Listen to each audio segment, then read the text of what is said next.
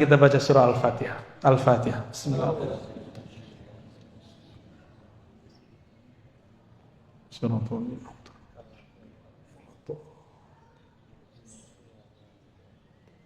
Semoga Allah buka hati pikiran kita berkah Al-Fatihah untuk memahami sifat-sifatnya. Siapakah dia? Benarkah dia bertempat? Atau bagaimanakah dia? Yang sering dijadikan dalil bahwa Allah bertempat itu ayatnya sama dengan dalil yang menunjukkan Allah tidak bertempat. Lucu nggak? Kalam ulama yang dinukil untuk memahami ayat tersebut sama dengan orang yang pro dan kontra. Ketika ada ayat Ar-Rahmanu 'alal 'arsy istawa atau tsumma istawa 'alal 'arsy, Allah yang Maha Rahman bersemayam di atas aras, istawa. Kalam ulama yang digunakan sama untuk memahami ini. Yang paling ngerti ayat kita apa ulama? Ulama yang paling mengerti, ulama yang dekat ke masa Nabi atau ulama yang belakangan? Yang lebih dekat ke Nabi, namanya salaf. Makanya nama salaf ini seksi. Paham maksudnya? Menarik untuk digunakan. Kita lihat imam salafnya ngomong apa ya. Lalu kita orang-orang khalaf, orang belakangan pun ternyata berebut kalam dari kalam ulama salaf. Karena ada klaim legitimasi dari Rasulullah. Rasulullah mengatakan khairul qurun qarni, hadis Bukhari. Sebaik-baik abad, abadku. Lalu tsummal ladzina yalunahum, tsummal ladzina yalunahum. Lalu setelahnya. Berarti 3 kali kurun. 300 tahun, 3 abad. Yang paling sering diungkap itu 2 imam. Pertama Imam Malik, yang kedua Imam Syafi'i. Coba kita lihat ya. Nanti antum akan ketawa-ketawa sendiri atau dalam hati, oh begitu toh. Berarti selama ini kalam imam ini dipelintir gitu. Kata Imam Malik, ketika ada seseorang ngetes, kaifal istiwa, bagaimanakah istiwa? Dalam satu riwayat dia mengatakan al istiwa ma'lum. Istiwa itu dimaklumi maknanya, bahwa istiwa dalam bahasa Arab ada 15 makna. Itu maksudnya maklum. Kalau kita Arab maklum. Kalau dia maklum beneran, Arab beneran dia. Ya Arab cemas. Terus wal kaif. Nah, ini satu riwayat ini yang jadi persoalan. Wal kaif majhul. Kaif tata caranya tidak diketahui. Ini kalam berbahaya. Wal imanu bihi wajib. Percaya kepada istiwa wajib. Wassual anhu bid'ah. Mempertanyakannya bid'ah. Entena bid'ah. Maka beliau mengatakan akhrijuhu. Sekarang keluarkan dia. Itu kali-kali umur Imam Malik ngusir orang. Gak pernah beliau ngusir orang. Karena beliau tidak mau ada ahli bid'ah duduk di majelisnya. Tapi bid'ah versi Imam Malik bukan bid'ah versi kita. Di kita cuma karena beda masalah fikih disebut bid'ah. Sahabat-sahabat yang karena Allah, persoalan fikih lebih luas dari akidah. Lebih leluasa, lebih santai, lebih banyak khilafiyahnya. Cuma karena beda yasinan gak yasinan udah gak mau bermajelis. Cuma karena beda kunun gak kunun udah gak mau bermajelis. Cuma beda Sayyidina sama Sayyidina udah gak mau bareng. Itu gagal fokus. Itu bukan bid'ah. Itu namanya khilafiyah. Apa beda khilafiyah? Diperdebatkan dalilnya. Dalilnya ada. Kalau bid'ah tidak ada dalilnya. Bisa bedain? Apa beda bid'ah dengan khilafiyah? Bid'ah tidak ada dalilnya. Kalau khilafiyah diperdebatkan dalilnya. Orang yasinan punya dalil nggak? Orang anti yasinan punya dalil juga. Tuh, diperdebatkan, berarti ini belum tentu bid'ah. Oke? Sentuh lawan jenis batal. Adakah imam-imam yang 4 ini membid'ahkan gurunya? Kata Imam Syafi'i, ada nggak pernah Imam Syafi'i bilang guruku Malik ahli bid'ah? Masa sentuhan lawan jenis nggak batal kecuali nafsu? Nggak ada kan? Nggak pernah ada. Coba contoh Imam Salafus Soleh kalau berbeda. Mereka kalau berbeda saling maklum. Oh, kita beda dalil gitu. Kalau sekarang berbeda kenapa? Gimana kalau berbeda hari ini? Bentak-bentakan di masjid. Masjidnya kayaknya masih belum ada bentak-bentakan ya. Ya paling senggol-senggolan sih udah ya. Dimaklumi lah. Yang nyenggol-nyenggol biasanya orang nggak mengerti, baru awam. Wah, mendung ya. Makasih, ya. Jadi apa bid'ah? Sesuatu yang Imam Malik ngomong soal anhu, kamu mempertanyakan ini, itu bid'ah, nggak ada dalilnya. Ternyata sahabat Nabi nggak pernah ada yang nanya bagaimana istiwa. Nabi nggak pernah menjelaskan apa itu istiwa. Maka mempertanyakan itu bid'ah. Ini lafaz pertama, tapi ini berbahaya. Tadi ada lafaz wasu'al awal kaif anhu majhul. Tata caranya tidak diketahui. Berarti ada dong. Kalau punya tata cara, berarti Allah ini masih belum sempurna. Karena masih butuh cara. Maka teks ini kita cek sumbernya di mana. Sumbernya dalam kitab Imam Al-Baihaqi. Judulnya Al-Asma was Sifat. Ada di kitab itu. Tapi dasar orang suka memperkosa teks. Giliran teks ini diambil, penjelasannya nggak diambil. Ini sering banget ini. Contoh lain, Imam Syafi'i mengkritisi tasawuf. Teksnya diambil, penjelasannya nggak diambil. Sering begitu. Imam Syafi'i menghukumi ahli kalam, tapi penjelasannya nggak diambil. Jadi mengkhianati kitab. Kalau orang bisa baca kitab kan tahu yang nukil ini pengkhianat. Pengkhianat Imam Syafi'i, pengkhianat Imam Malik. Ya. Imam Syafi'i nggak maksud begitu, dia arahkan begitu. Ternyata ada riwayat kedua. Imam Malik ditanya mengenai bid'ah, mengenai istiwa. Bagaimana Allah bersemayam itu gimana? Lalu beliau mengatakan al-istiwa ma'lum. Istiwa itu diketahui adanya. Wal kaif anhu marfu. Dan Allah maha suci dari kaif, bagaimana. Di atas, di bawah, di arah atas atau di arah mana, bersentuhan atau tidak. Coba kalau duduk bersemayam itu duduk artinya. Kalau duduk nempel nggak? Ada nggak orang duduk nggak nempel? Nempel ya. Ada seorang tokoh di masa salaf, tapi akidahnya bukan akidah salaf. Namanya Muhammad bin Karram. Siapa namanya? Muhammad bin Karram ini, dia periwayat juga, tapi akidah dia kacau. Dia mengatakan Allah istawa, duduk dan bersentuhan dengan arsy. Tuh, gawat gak tuh? Dia wafat tahun 255, orang gila dia salaf. Maka ada salah seorang imam yang juga dia ahli hadis, tapi akidahnya tidak mengikuti ahli hadis. Namanya Utsman bin Sa'id Ad-Darimi. Coba diulang-ulang namanya. Utsman bin Sa'id Ad-Darimi. Kan dari tadi kita udah sepakat mau serius. Nyebut nama ya. Utsman bin Sa'id Ad-Darimi. Udah siang-siang, panas, nyebut nama lagi kan.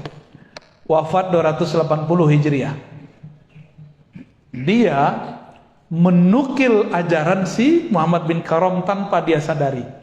Apa kata dia? Allah benar-benar di atas, dibatasi oleh aras dan langit. Maka Allah mempunyai dua batas. Bahaya nggak tuh? Ada orang meyakini Allah punya batas. Batasnya Allah adalah langit dan aras. Itu akidah Nabi atau akidah kelompok yang bertentangan dengan Nabi? Gak usah langit dulu, batas. Kata batas ada gak di Quran? Untuk Allah? Gak ada. Tapi dia mengatakan, siapa yang menolak Allah punya batas, berarti dia menolak Al-Quran. Tuh, ayatnya sama. Lalu saya ceklah, dari ini pakai ayat mana? Lo ayatnya Ar-Rahman 'alal arsis tawa. Ilaihi yus'adul kalim. Kepadanya lah diangkat kalimah. Malaikat ada naik setiap hari, setiap sore. Bagi dia itu dalil Allah bertempat di atas aras. Dan yang paling lucu, mereka berkeyakinan Allah di atas aras. Itu dalilnya Rasulullah Mi'raj. Padahal Mi'raj itu bukan dalil Allah bertempat di aras. Mi'raj itu dalil sholat, sejarah sholat. Itu dua hal yang berbeda. Nah, inilah uniknya umat Islam. Umat Islam ini nggak punya lembaga khusus yang punya otoritas seperti di agama lain. Agama ini nikmat plus musibah. Nikmatnya Bapak ini kalau ngaji bisa jadi penafsir. Kalau nggak ngaji stop dulu, karena menafsir dengan hawa nafsu neraka tempatnya. Mau depan neraka. Ya, jangan coba-coba. Ya. Kalau nggak ngerti uskut. Kalau nggak ngerti diem aja udah. Ya, karena orang diem ini dia cukup syahadat masuk surga udah. Tapi kalau dia mulai komentar Allah bertempat, udah dihisap itu kalam. Yang bilang Allah tidak bertempat juga dihisap. Apa dalil dia ngomong begitu? Ya, maka yang afdol itu cukup baca Qul huwallahu ahad, selesai. Katakanlah Allah Maha Esa, udah beres. Asyhadu an la ilaha illallah asyhadu anna Rasulullah. Cuma kan kita ini suka mencari-cari sesuatu yang nggak perlu dicari, menanyakan sesuatu yang nggak perlu ditanya. Makanya orang ini datang katanya ilmiah. Apa itu istiwa? Bagaimana cara istiwa? Nah, Imam Malik jawab, tata cara istiwa maha suci Allah dari itu. Berarti istiwa bukanlah diartikan duduk. Kalau duduk itu ada caranya. Nih saya duduk, ada caranya kan? Duduk. Lebih gede saya apa kursi? Beneran? Allah kalau duduk di atas aras lebih gede mana? Tuh, kalau kita bilang sekali istiwa artinya julus, qu'ud. Karena si Ibnu Karam dan Darimi bilang arti istiwa itu duduk. Antum mau salaf yang begitu? Itu bukan salafus soleh, itu salafut toleh. Ya, Imam Ahmad gak pernah mengajarkan itu. Imam Malik gak pernah mengajarkan itu. Imam Nafi' tidak pernah mengajarkan itu. Syafi'i tidak pernah mengajarkan itu. Sufyan bin Uyainah gak pernah mengajarkan itu. Mereka cuma ngomong Allah istawa, selesai, gak ada komentar. Itu yang disebut salaf. Itu akidah saya. Maka saya tidak memaknai istiwa. Saya tidak mentakwil istiwa. Hanya Allah yang tahu makna istiwa. Itulah kalam Imam Syafi'i. Dipretelin lagi. Kata Imam Syafi'i, wallahu a'lam bimuradi, atau ala ma aradahu Allah wa rasuluh. Istiwa itu, bersemayam itu sesuai dengan maksud Allah dan Rasulnya. Coba ulangi. Sesuai maksud Allah dan Rasulnya. Yang Allah maksud tahu nggak? Bagi mereka yang Allah maksud duduk. Itu berarti mereka menggiring kepada satu pemahaman. Padahal kalimat Imam Syafi'i apa? Itu menyerahkan makna kepada Allah. Maksud Imam Syafi'i, cukuplah Allah yang tahu. Kamu nggak usah cari tahu. Tapi oleh mereka teks itu digiring, diperkosa, dipretelin. No, Imam Syafi'i meyakini Allah istawa, karena itulah maksud Allah dan Rasulnya. Ya pretelin enak amat ya. Ada yang tahu maksudnya? Gak ada yang tahu. Oke. Titik dulu ya. Allahumma sholli ala sayyidina Muhammad. Udah mulai ngebul nih ya. Uban nambah nih abis ini nih. Oke, kita stop dulu itu. Saya sekarang mundur ke kajian dasar. Ini dasar. Ini dasar kalau ngaji ilmu akidah. Kita kalau belajar sifat Allah, sifat pertama apa? Wujud. Bener? Apa arti wujud? Ada. Kita ada nggak? Ini ada. Kursi. Udara ada? Bisa lihat udara nggak? Ruhnya ada nggak? Ada cinta nggak di hati? Kelihatan nggak? Ada benci nggak dalam pikiran? Ada. Suka benci sih ya. Kelihatan nggak? Kalau lagi sedih nangis, bener. Ini teteh-teteh, mbak-mbak, ibu-ibu, kalau akad nikah nangis nggak? Sedih atau bahagia? Sedih apa bahagia? Sedih ya? Masa sedih orang nikah? Bahagia ya? Kecuali cerita dangdut, ya, cerita balada cinta. Bener, orang bahagia bisa nangis, orang sedih nangis. Terus air mata itu tanda apa? Berarti air mata bukanlah tanda sedih dan tanda bahagia. Air mata itu tanda kolbu sedang tersentuh. Mau sentuhannya kebencian ataupun kesedihan ataupun kebahagiaan. Kolbu merasakan, mata menerjemahkan. Nggak kelihatan. Rasa, makan suatu rasa, kelihatan nggak rasa? Tapi dia ada. Beneran. Jangan-jangan kita selama ini ngawang lagi. Makan tuh nggak jelas rasanya apa. Oke, ini mukaddimah. Warna, ini warna apa nih? Baju saya apa? Kopiah saya? Tapi hitamnya beda nggak? Oke. Coba sekarang bayangkan hitam, tapi tidak pada topi, tidak pada kopiah, tidak pada tembok, tidak pada baju, tidak di suatu benda. Bisa nggak? Hitam, warna hitam tanpa ada di suatu benda. Bisa nggak? Berarti warna mesti nempel di satu benda. Ada warna itu? Wah, tambah ngebul. Biarlah ya, otak kita terlalu besar untuk dianggurin. Jangan dianggurin nih otak. Ini otak masih banyak yang mau dibuka sama dia. Nih saya coba panas-panasin sekarang. Ntar kecanduan. Pegel-pegel sih awalnya, awal kita push up kan pegel dulu. Tapi besok kalau nggak push up, lebih pegel lagi. Mending push up sekalian. Begitulah ngaji ilmu yang berat. Awalnya pegel di otak.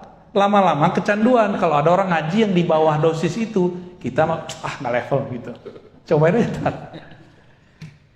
Saya ada, antum ada, Allah ada, warna ada, udara ada, cinta ada, semuanya ada. Lalu apa beda? Ada ini dan adanya Allah. Nah, maka dulu kita kasih contoh yang lebih gampang. Ayam dan telur, masih ingat gak? Kayaknya udah lupa ya. Itu pengajian awal-awal dulu tuh. Ayam, telur. Duluan mana wujudnya? Ayam. Karena kelihatan ayam ngeluarin telur. Bener Pak? Pernah ngeliat gak telur ngeluarin ayam? Ya, dulu waktu saya masih kecil saya punya ternak ayam tuh. Itu dari telur keluar ayam. Tuh beda mazhab kita. Jadi duluan mana? Ayam atau telur? Wujudnya telur. Ya salam. Terus yang ngelihat ayam mengeluarkan telur gimana nasibnya? Ini kan ayat-ayat Allah semua. Jadi ayat itu yang tertulis, kita lihat keluar, oh ada yang tidak tertulis. Tapi dia mengalir di alam dan dia bergerak, berputar terus. Seperti kita khataman Quran kan muter-muter terus. Si telur protes, gua duluan. Itu ayam keluar dari gua tuh. Kata si ayam, kamu kan keluar dariku. Ini namanya muter-muter. Ya, disebut debat kusir. Bahasa Arabnya daurun. Daur, muter aja. Kalau perdebatan tadi tidak dibedah dengan ilmu ini, maka orang akan muter terus. Yaudah suka-suka saya, sukamu suka-suka kamu. Gak bisa begitu, harus dilerai ini orang tengkar. Masalah Allah, masalah wujud. Ya, Allah wujud, benar. Kita wujud, ini namanya wujud apa? Benda. Bahasa Arabnya jisim. Jasmani. Jasmani bahasa Indonesia itu benda begini. Tapi dalam bahasa Arab, jisim semua benda. Baik benda kasar, halus ataupun molekul-molekulnya tidak bisa dilihat oleh mata. Maka dalam bahasa Arab wujud dibagi dua. Ada wujud Allah, ada wujud selain Allah. Oke? Ingat-ingat ya. Ingat-ingat. Kalau nggak naik kelas. Wujud selain Allah itu dibagi dua lagi. Ada wujud benda kasar, ada wujud benda halus. Ada yang nambahin satu lagi, namanya wujud sifat, wujud karakter. Warna, penyakit, cinta, benci, senang, susah, itu namanya karakter, sifat.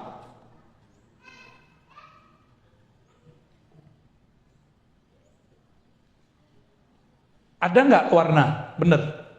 Tapi tidak ada warna jika dia tidak ada di satu tempat. Sekarang sedih sama benci. Coba benci bayangkan tanpa ada muka orang benci. Bisa nggak?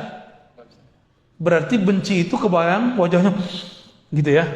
Bener. Emang begitu wajah orang benci? Enggak. Psikopat benci wajahnya datar aja.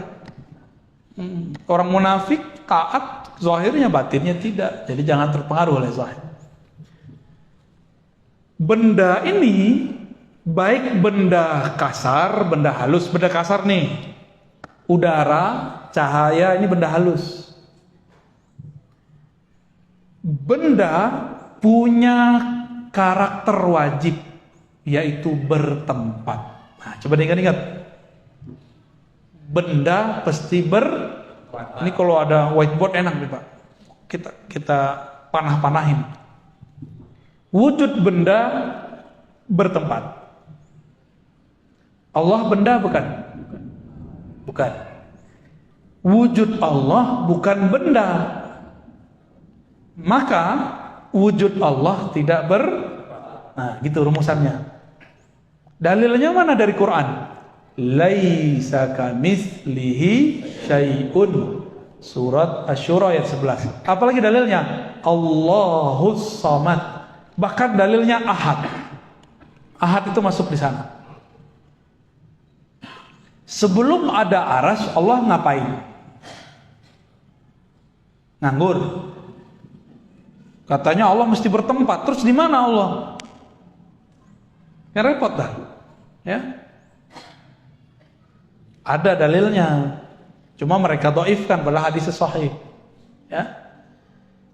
Saya ulang lagi, setiap benda mesti bertempat. Maka udara ini benda dalam ilmu bahasa Arab.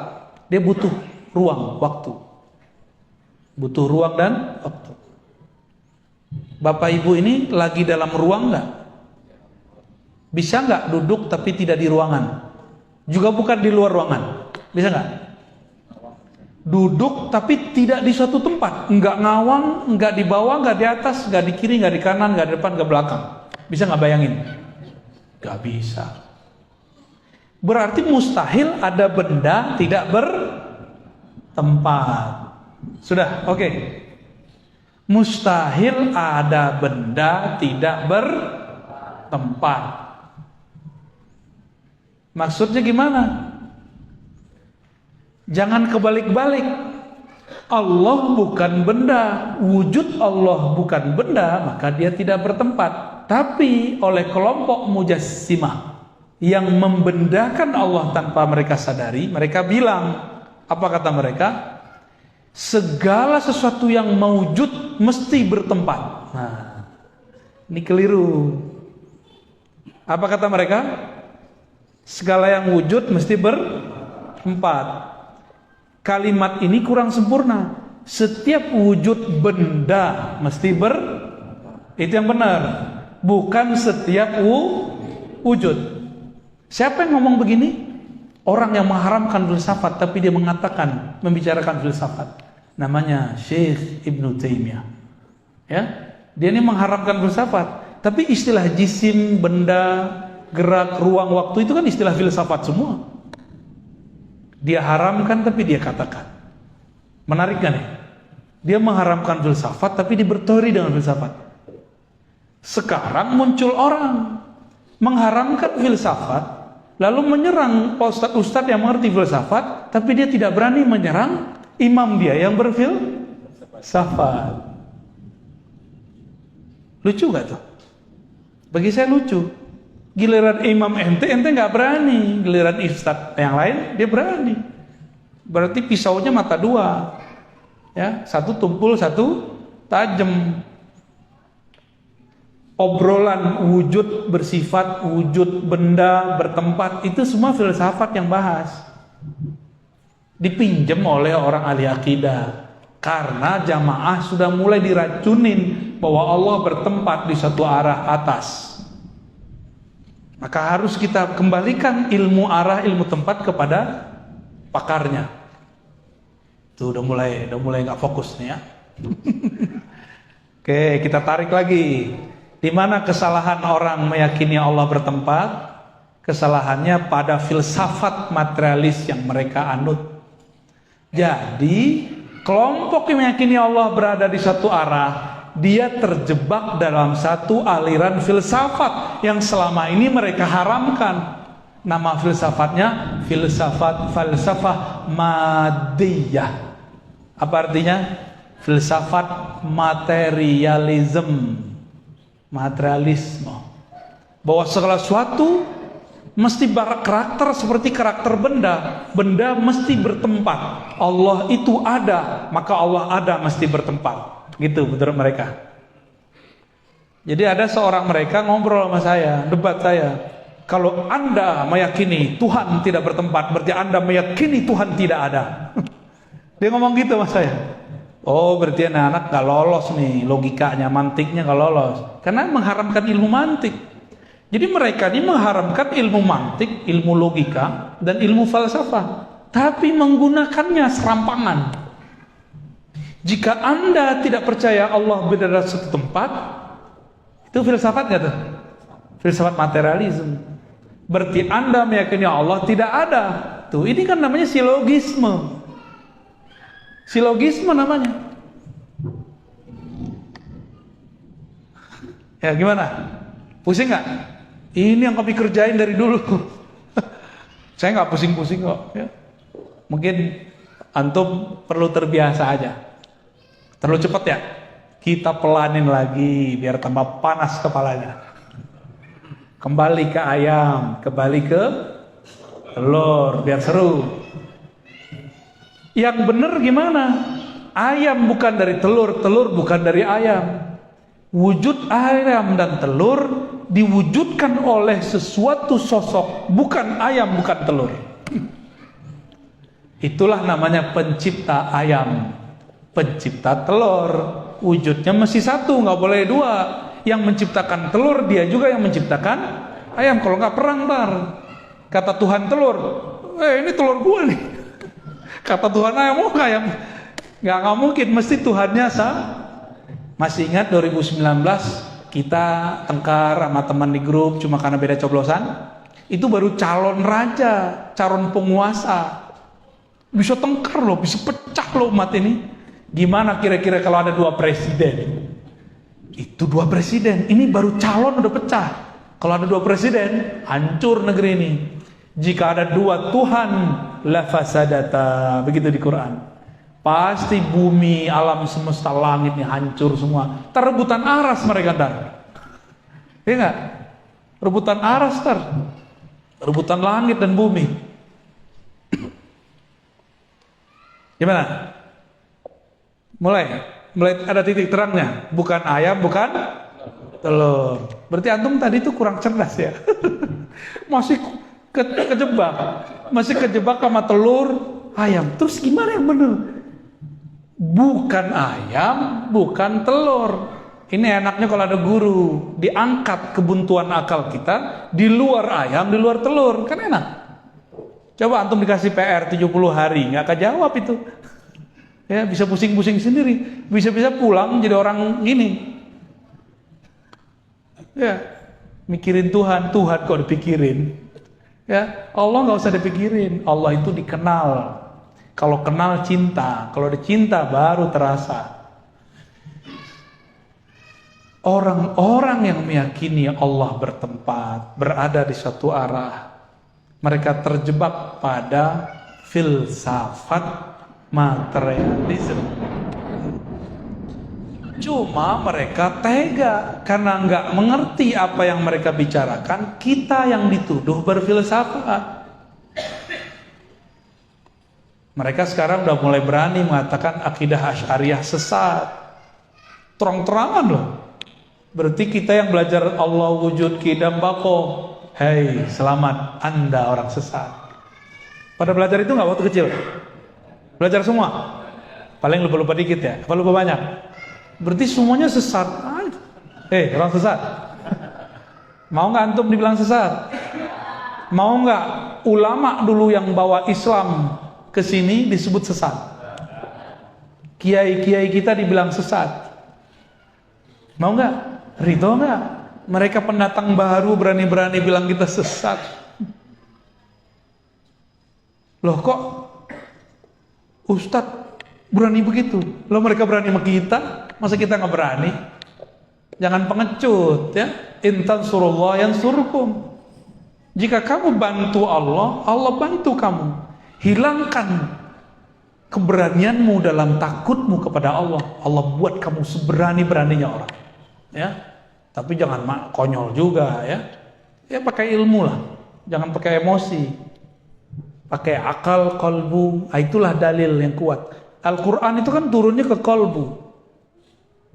Turunnya ke kolbu. Maka orang baca Quran tidak dengan kolbu, dia akan kemana-mana nggak jelas. Oke, balik lagi ya. Tarik ulur, tarik ulur. Bumi, langit ini bagian dari benda. Aras pun benda. Aras itu benda, Pak. Mana dalilnya? Akhir surat At-Taubah. Wa huwa rabbul arsyil azim. Dialah Rabb pencipta aras yang besar, besar ukurannya, mencakup langit dan bumi. Rabbu artinya pencipta. Kalau Rabbun di bawahnya benda atau karakter benda. Maka Allah lah yang menciptakan aras. Berarti aras benda bukan? Disebut benda besar, benda azim. Kelompok mereka mengharamkan satu keyakinan namanya ittihad dan hulul. Allah menempati benda. Tapi mereka meyakini Allah menempati aras. Main-main gak tuh namanya? Itu akibat filsafat materialisme, diambil separuh, dibuang separuh. Allah itu bukan benda. Mungkinkah masuk ke dalam benda? Mungkin gak? Ini benda bukan? Di dalamnya ada apa? Ada air. Air itu juga jisim. Benda juga ini. Tapi benda halus. Sedangkan gelas ini, kaca ini benda kasar. Karena sesama benda, dia bisanya masuk. Allah bukanlah benda, tapi pencipta benda. Pantaskah orang berpikir Allah ini nempel pada benda, menempati benda? Pantas nggak? Mulai connect. Ketika ada hadis menyebutkan Allah turun sepertiga malam terakhir ke langit dunia, ila sama'id dunia, turun. Kalau sudah faham Allah bukan benda, turunnya turun apa? Kalau turun benda, kita kalau dari atas ke bawah turun pakai tangga kan? Berpindah nggak? Maka turunnya benda itu berpindah. Saya mau tanya, Allah turun berpindah nggak? Nah inilah lucunya imam-imam yang tadi itu, imam-imam yang mereka terjebak kepada filsafat materialisme. Apa kata imam pendahulu mereka? Di saat Allah turun sepertiga malam terakhir, aras kosong. Debat lagi satu lagi, oh tidak, saat Allah turun, Allah tidak meninggalkan aras. Bagaimana caranya? Berarti ada dua wujud, ada satu wujud di dua tempat. Gawat gak? Antum ada di dua tempat di waktu yang bersamaan. Masuk akal gak? Afala taqilun. Apakah kamu tidak pakai akal yang sehat? Berdebat, dikira ini debat fikih kali ya? Ini bukan bab fikih, nggak boleh khilafiyah di bab ini. Tapi mereka meletakkan perkara akidah di bab fikih. Maka mereka sedang mempermainkan Allah Subhanahu wa taala dengan pemahaman yang rendah itu. Lalu datanglah imamnya belakangan, betul, menggabungkan dua pendapat itu, dan dia pakai pendapat yang kedua. Allah berpindah dari atas ke bawah, hakiki zatnya yang pindah. Tuh lebih parah lagi ada kalimat zatnya. Zatnya Allah pindah dari aras ke langit dunia tanpa mengosongkan aras. Ambigu nggak? Jadi ambigu. Ternyata mazhab dia filsafat ambiguism. Apa itu? Dia ngomong Allah itu bukan jisim, tapi Allah itu tidak disebut jisim, juga tidak disebut tidak jisim. Pusing nggak tuh? Aneh ulangin. Allah bukanlah jisim, tapi juga bukan tidak jisim. Tuh, maksudnya apa? Tidak jisim, tapi juga bukan tidak jisim. Maksudnya apa tuh? Berarti Allah ini sosok yang lain. Jadi ternyata ini imam namanya Ibnu Taimiyah mentok dia. Allah jisim. Kalau jisim pindah-pindah. Tapi kan kalau Allah pindah aras sama siapa? Kalau berpindah dia jisim kosong. Oh berarti Allah itu bukanlah jisim, tapi juga bukan tidak jisim. Digabunglah itu. Namanya jam'u bainal mutadaddain, menggabungkan dua hal yang kontradiksi. Itu adalah puncak kekacauan filsafat. Berarti dia berfilsafat gak? Itulah yang jadi akidah yang antum selama ini galaukan. Masih mau ikut akidah begitu? Akidah yang mengambil filsafat materialisme tapi membatalkan materialisme. Buat lagi jisim tapi bukan jisim.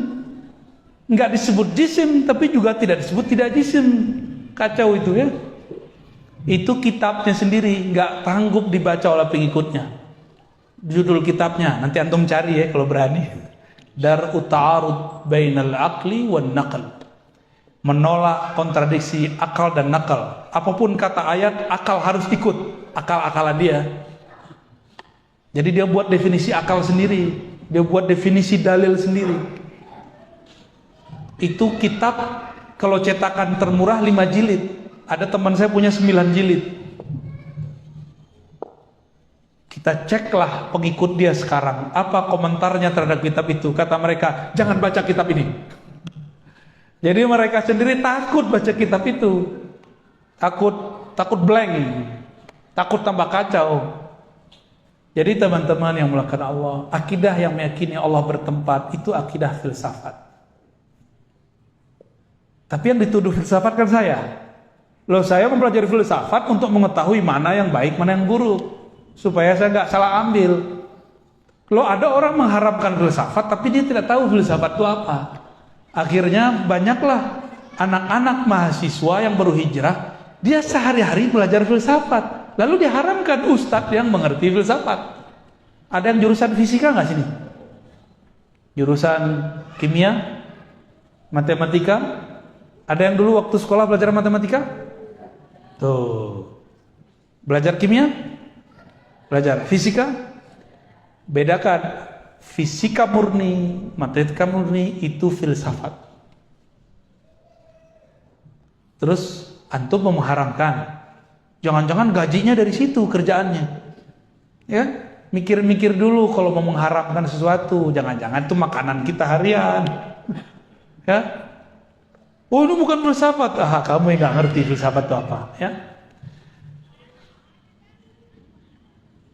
Jadi akidah yang meyakini Allah bertempat di suatu arah yang tinggi, dengan zatnya dia turun ke langit dunia, itu akidah yang tidak pernah diajarkan Rasulullah Sallallahu Alaihi Wasallam.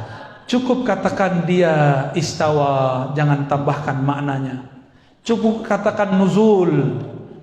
Karena Allah bukan benda, maka turunnya bawah. Cukup katakan istawa, jangan katakan dengan zatnya. Istawa bermakna duduk. Jika Allah bukan benda, maka istawanya bukan duduk. Jadi kesimpulan kajian kita siang ini, cukup katakan Allah laisa kamitslihi syai'. Selesai. Kalau benda istawa duduk. Ada ayat wajaa rabbuka wal malaku saffan saffa. Allah dan malaikat datang bersaf-saf.